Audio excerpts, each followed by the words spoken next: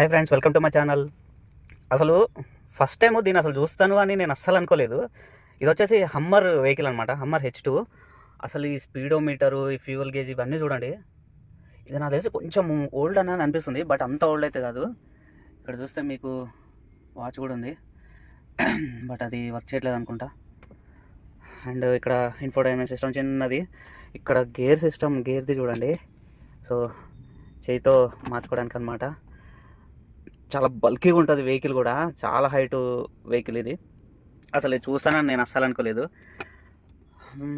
ఇది వచ్చేసి 4x4 అనమాట. అప్పట్లోనే వీళ్ళు 4x4 తీసుకొచ్చారు చూడండి.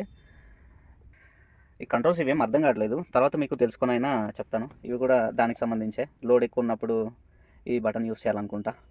ఇది వచ్చేసి 4x4 వేయడానికి అనుకుంటా. ఇదేంటో ఐడియా లేదు. సో వెహికల్ అయితే చాలా బాగుంది చూడండి.